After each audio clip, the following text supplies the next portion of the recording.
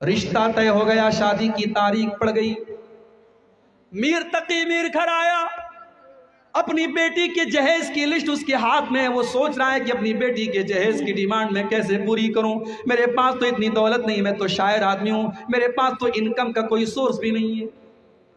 اس نے اپنے گھر کو بیچ دیا، اس نے کہا میری ایک ہی بیٹی ہے، اس کی شادی ہو جائے گی، میں کرائے کے مکان میں رہ لوں گا، میں کہیں بھی رہ لوں گا، میں اپنے مکان کو بیچ کر کے اپنی بیٹی کی خوشیوں کو خرید لیتا ہوں۔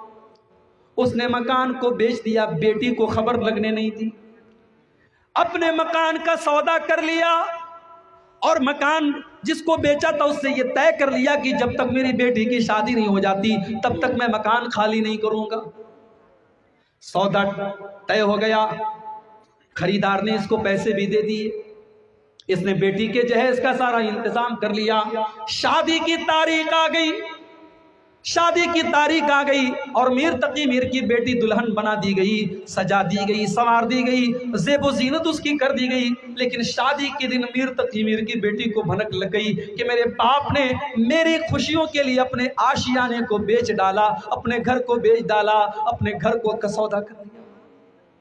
میر تقی میر کی بیٹی کے دل پر چوٹ لگی، اور ہر بیٹی کے دل پر چوٹ لگتی ہے جس بیٹی کو یہ پتا چلتا ہے کہ میرے باپ نے میرے جہیز کو پورا کرنے کے لیے قرضہ لیا ہے، بینک سے لون لیا ہے، لوگوں سے قرضہ لیا ہے، اس بیٹی کے دل کو چوٹ لگتی ہے میرے بھائی۔ کبھی کبھی وہ بیٹی سوچتی ہے کہ میں اتنی بڑی بوجھ بن گئی اپنے باپ کے لیے، میرا باپ میری خوشی کے لیے قرضہ لے رہا ہے، لون لے رہا ہے بینک سے۔ میر تقی میر کی بیٹی کے دل کو چوٹ لگی، اس نے باپ کے سامنے ظاہر نہیں ہونے دیا، لیکن شادی ہو رہی ہے، شادی کی خوشیوں کا ماحول ہے، لیکن اندر سے وہ بیچاری گھل رہی ہے، اس کا دماغ ٹینشن میں ہے، اس کا دل اضطراب میں ہے کہ میرے باپ نے میری خوشیوں کے لیے اپنا گھر بیچ ڈالا۔ میر تقی میر کی بیٹی کی شادی ہو گئی، سسرال لائی گئی، اپنے شوہر کے کمرے میں پہنچائی گئی، شادی کی پہلی رات ہے، شب زفاف ہے، سہاگ رات ہے، خوشیوں کی رات ہے، لیکن میر تقی میر کی بیٹی کے دل اور دماغ میں ٹینشن چل رہی ہے۔ اس کا شوہر جب اس سے ملنے کے لیے آتا ہے، دیکھتا ہے میری بیوی کی آنکھوں میں آنسو ہے، پوچھتا ہے کیا بات ہے؟ میر تقی میر کی بیٹی کہتی ہے کہ آپ کے گھر والوں کی ڈیمانڈ کو پورا کرنے کے لیے میرے باپ نے اپنا مکان بیچ ڈالا تھا۔ اور اتنا کہتے کہتے وہ رونے لگی، اور اس کے دل کو ایسا صدمہ لگا، میر تقی میر کی بیٹی کا ہارٹ اٹیک ہو گیا، اس کے دل کی حرکت رک گئی، اور آن دا اسپاٹ اس کا انتقال ہو گیا، مر گئی وہ۔ شادی کی پہلی رات مر گئی۔ صبح ہوئی، میر تقی میر کو خبر ملی بیٹی کا ہارٹ اٹیک ہو گیا، انتقال ہو گیا۔ بھاگا بھاگا آیا، بیٹی کے سسرال پہنچا، سامنے بیٹی کی لاش کو کفنایا گیا ہے، اور اس کی خوبصورت بیٹی آج کفن کے سفید کپڑے میں ملبوس لپٹی ہوئی رکھی ہوئی ہے۔ میر تقی میر شاعر تھا، شاعری کی زبان میں باتیں کرتا تھا، اس کے دل کا درد شاعری کی زبان میں نکلا۔ اس نے بیٹی کی لاش کو دیکھ کر کے کہا، اب آیا ہے آرام جاں، اب آیا ہے آرام جاں، خیال اس نامرادی میں، اب آیا ہے آرام جاں، خیال اس نامرادی میں، کفن دینا تجھے بھولے تھے ہم تیری شادی میں۔ میری بیٹی، تیرا باپ ایک چیز دینا تجھے بھول گیا، اس نے کفن تجھے نہیں دیا تھا، اگر کفن دیا ہوتا تو آج تیرے جسم کے اوپر یہ کفن کا کپڑا تیرے سسرال کا نہ ہوتا، تیرے باپ کا دیا گیا ہوتا۔ آج تیرے باپ کو احساس ہو رہا ہے اس نے تیری شادی میں سب تو دیا، لیکن تیرے کفن کا کپڑا نہیں دیا۔ میرے پیارے ساتھیوں، نہ جانے کتنی بیٹیاں آج اس انجام کو پہنچ رہی ہیں جو میر تقی میر کی بیٹی کا انجام ہوا۔ اللہ کے واسطے میں اپنے نوجوانوں سے کہنا چاہتا ہوں، شادی کا دن انسان کی زندگی کا بڑا امپورٹنٹ دن ہے میرے بھائی۔ اس دن کو حرام چیزوں سے پاک کر دو، ناچ گانے سے پاک کر دو۔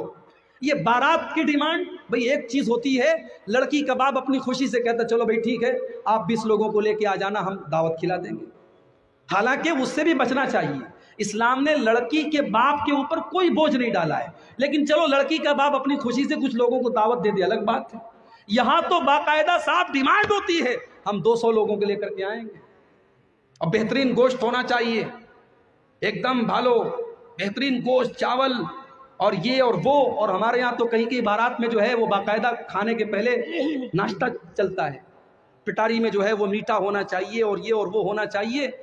میرے بھائی، آپ لڑکی کے باپ کے اوپر، جس کے اوپر اسلام نے، اللہ نے، رسول نے کوئی بوجھ نہیں ڈالا، آپ اس کے اوپر یہ بوجھ ڈال رہے ہیں۔ کل قیامت میں اللہ آپ سے سوال کرے گا، آپ نے ناجائز طریقے سے اس کو دبایا ہے اور اس کے جیب سے پیسہ نکلوایا ہے اور اس کا خرچ کرانے کی کوشش کی ہے، اللہ کے اس کا حساب دینا۔ اللہ سے دعا ہے رب العالمین ہم سب کو اجتماعی طور پر اور خاص طور سے ہمارے نوجوانوں کو اللہ جہیز کی لعنت سے بچنے کی توفیق عطا فرمائے۔ اللہ ہمارے نوجوانوں کو بھی اور ان کے گارجین کو بھی، ان کے ماں باپ کو بھی سمجھ دے اور اتنی خودداری ان کے اندر پیدا کر دے کہ وہ بغیر جہیز کے شادی کریں۔ اور یہ کتنی بڑی نعمت اللہ تعالیٰ نے دی ہے، اس کا احساس ہمیں اور آپ کو قیامت کے دن۔ دنیا میں ایک انسان غریب تھا، مزدور تھا، 2 ٹائم کی روٹی کا انتظام بڑی مشکل سے کرتا تھا۔ اس کے پاس دنیا کی کوئی دولت نہیں، کوئی پراپرٹی نہیں، اپنا مکان بھی نہیں ہے، لیکن اس کے پاس ایمان کی دولت ہے، اسلام کی دولت ہے۔ کل قیامت کا دن ہوگا، اللہ کی بارگاہ ہوگی، اللہ کی عدالت ہوگی، وہ غریب آدمی، وہ مزدور آدمی اللہ کے پاس جائے گا، اے اللہ میرے پاس دولت تو نہیں ہے، میرے پاس مکان تو نہیں تھا، میرے پاس پراپرٹی تو نہیں تھی، میرے پاس سونا چاندی تو نہیں تھا، لیکن اے اللہ میں بہت بڑی دولت لے کر کے آیا ہوں، میں اسلام کی دولت لے کر کے آیا ہوں، میں ایمان کی دولت لے کر کے آیا ہوں، اے اللہ میں مرتے دم تک اسلام کے اوپر قائم رہا، میں ایمان کے اوپر قائم رہا، میں نے زندگی کی آخری سانس تک اسلام سے کوئی سمجھوتا نہیں کیا۔ اللہ تعالیٰ اس کو جنت میں داخل کرے گا۔ دوسری طرف ایک کروڑ پتی نہیں، ارب پتی نہیں، کھرب پتی انسان آئے گا، جس کے پاس دولت کی کوئی کمی نہیں، جس کے پاس روپیے پیسے کی کوئی کمی نہیں، ساری دنیا کی دولت وہ لے کر کے آیا مگر ایمان کی دولت وہ لے کر کے نہیں آیا۔ اللہ فرماتا ہے قرآن کے اندر، ان الذین کفروا وماتوا وهم کفار فلن يقبل من احدهم ملء الارض ذهبا۔ وہ لوگوں جو اسلام کے بغیر دنیا سے چلے گئے، جو ایمان کے بغیر دنیا سے چلے گئے، جو کفر کی حالت میں دنیا سے چلے گئے، وہ کل قیامت کے دن زمین بھر کے سونا بھی اگر لے کے آ جائیں، زمین بھر کے سونا دے کر کے بھی وہ اللہ کے عذاب سے اپنے آپ کو نہیں بچا سکتے، وہ جہنم کی آگ سے اپنے آپ کو نہیں بچا سکتے۔ یہ انمول دولت اللہ نے ہمیں اور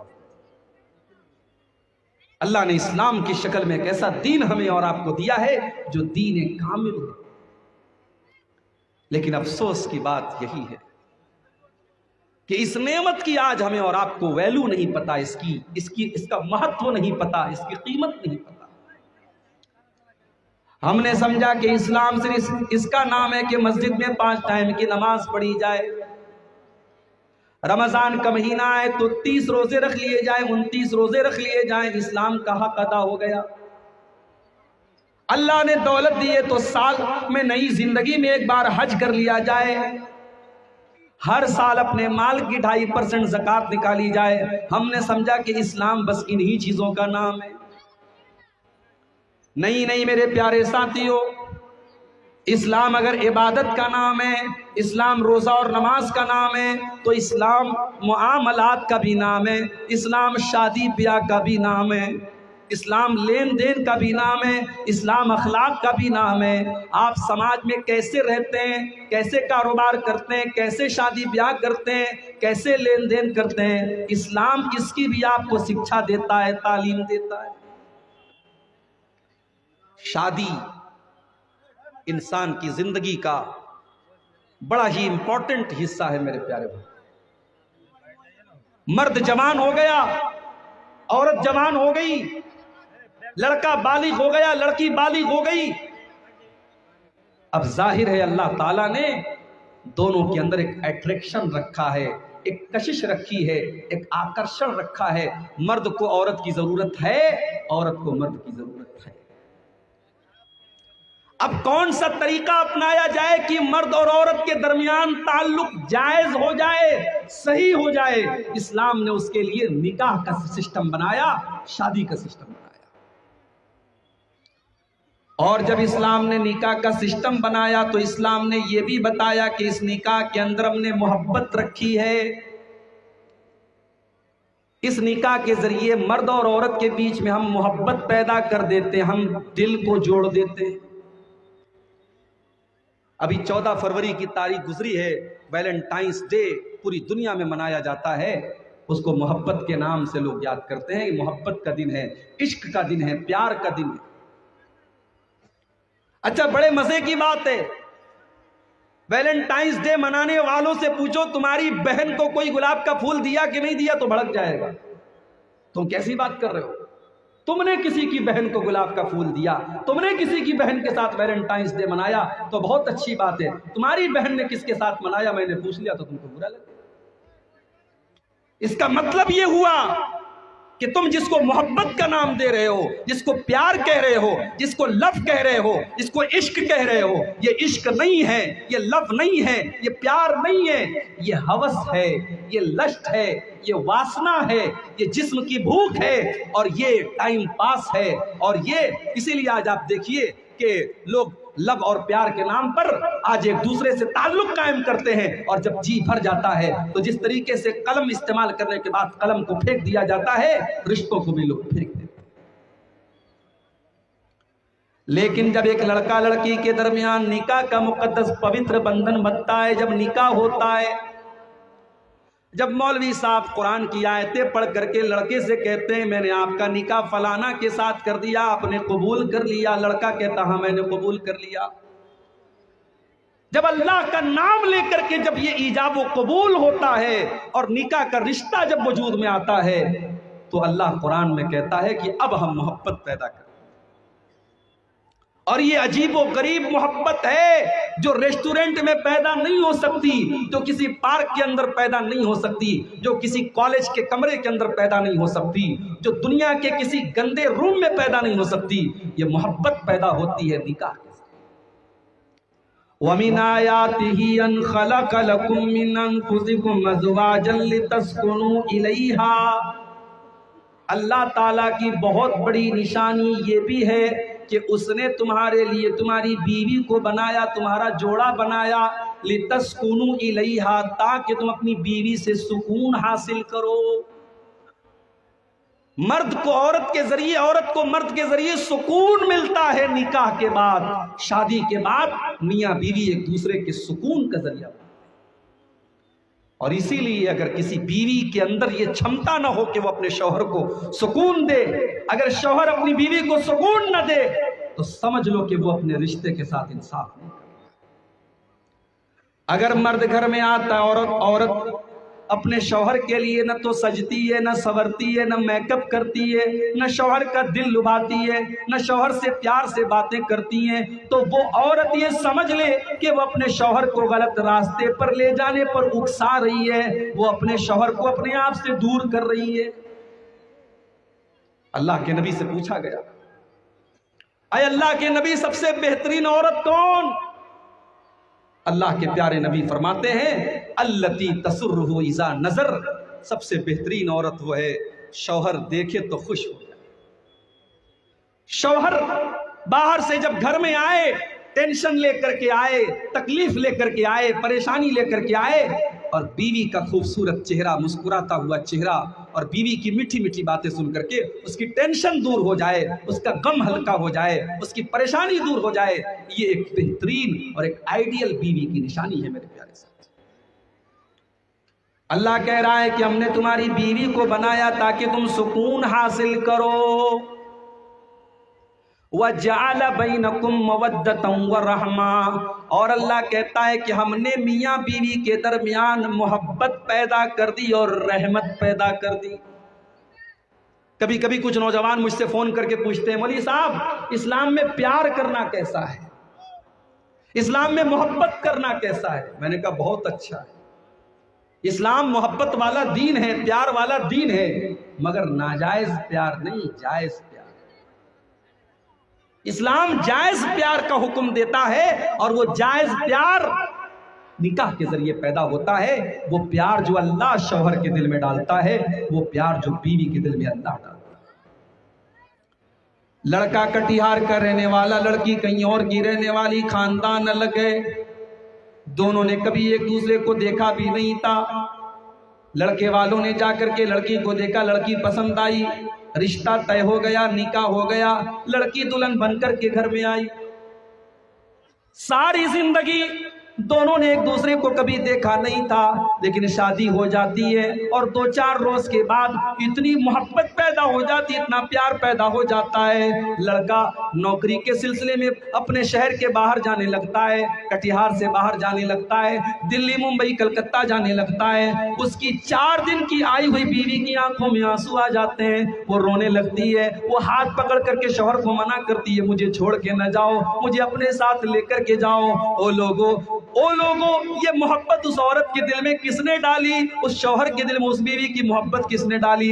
قرآن کہتا ہے یہ محبت سوشل میڈیا کے ذریعے پیدا نہیں ہوئی، یہ محبت فیس بک کے ذریعے پیدا نہیں ہوئی، یہ محبت انسٹاگرام کے ذریعے پیدا نہیں ہوئی۔ وَمِنْ آيَاتِهِ أَنْ خَلَقَ لَكُمْ مِنْ أَنْفُسِكُمْ أَزْوَاجًا، ہم نے تمہاری بیویوں کو بنایا تاکہ تم ان سے سکون حاصل کرو۔ وَجَعَلَ بَيْنَكُمْ مَوَدَّةً وَرَحْمَةً، اور ہم نے میاں بیوی کے دل میں ایک دوسرے کی محبت پیدا کر دی۔ اور ایک بات بتاؤں، میاں بیوی کے رشتے کو اللہ نے کیا کہا ہے قرآن میں؟ ہن لباس لکم وانتم لباس لہن، مرد اپنی عورت کے لیے لباس ہے اور عورت اپنے مرد کے لیے لباس ہے۔ لباس کا مطلب سمجھتے ہیں؟ میں بلیزر پہن کے بیٹھا ہوں آپ کے ساتھ، کیوں صاحب؟ میں ٹی شرٹ پہن کے کیوں نہیں آیا؟ کیونکہ مجھے پتا ہے کہ مجھے بلیزر اچھی لگتی ہے۔ ہمارے بہت سارے نوجوان ٹی شرٹ پہنتے ہیں، ان کو یہ لگتا ہے کہ صاحب ہمارے اوپر ٹی شرٹ اچھی لگتی ہے۔ عورتوں کو دیکھیے کتنا پیسہ خرچ کرتی ہیں اپنے کپڑے کے اوپر۔ کپڑا اور لباس انسان کو زینت دیتا ہے، انسان کو سجاتا ہے، انسان کو خوبصورت بناتا ہے۔ اللہ فرما رہا ہے کہ ہن لباس لکم وانتم لباس لہن، پتی اپنی پتنی کے لیے لباس ہے، پتنی اپنے پتی کے لیے لباس ہے، یعنی دونوں ایک دوسرے کے لیے زینت ہیں، ایک دوسرے کی خوبصورتی ہیں۔ اگر مرد کی زندگی سے عورت کو نکال دیا جائے، اگر عورت کی زندگی سے اس کے شوہر کو نکال دیا جائے، ان کی رنگین زندگی بلیک اینڈ وائٹ ہو جائے گی، ان کی زندگی سے خوبصورتی ختم ہو جائے گی۔ اور لباس کا ایک کام اور بھی ہے، گرمی کا موسم آیا کاٹن کا کپڑا پہن لیا، سردی کا موسم آیا ہم نے اونی کپڑا پہن لیا، برسات کا موسم آیا ہم رین کوٹ پہن کر کے نکل گئے۔ لباس ہمیں اور آپ کو موسم کے نقصان سے بچاتا ہے، گرمی میں گرمی سے بچاتا ہے، سردی میں ٹھنڈک سے بچاتا ہے، بارش میں بارش سے بچاتا ہے۔ اب ذرا قرآن کی اس آیت پر غور کرو، اللہ کہہ رہا ہے ہن لباس لکم وانتم لباس لہن، تمہاری بیوی تمہارے لیے لباس ہے، وہ تم کو زناکاری کے خرابیوں سے بچاتی ہے۔ تمہارے پاس جب بیوی رہے گی تمہاری شرمگاہ کا غلط استعمال نہیں ہوگا، تمہاری آنکھیں نہیں بہکیں گی، تم غلط راستے کی طرف نہیں جاؤ گے۔ اور اگر شادی کرنے کے بعد بھی تمہاری شرمگاہ غلط راستے پر جا رہی ہے اور تمہاری نظریں غلط راستے پر جا رہی ہے تو تم ڈبل مجرم ہو، کیونکہ تمہارے پاس حلال راستہ موجود تھا۔ اس لیے اسلام یہ کہتا ہے اگر شادی شدہ مرد یا شادی شدہ عورت اگر زنا کرتی ہے اور کسی غیر کے ساتھ تعلق قائم کرتی ہے تو شادی شدہ مرد اور شادی شدہ عورت کو سزائے موت دے دی جائے گی، اس کو پتھروں سے مار مار کے ختم کر دیا جائے گا، کیونکہ وہ مجرم نہیں ہے، وہ ڈبل مجرم ہے، اس کے پاس تو اپنی خواہش کو پورا کرنے کے لیے حلال راستہ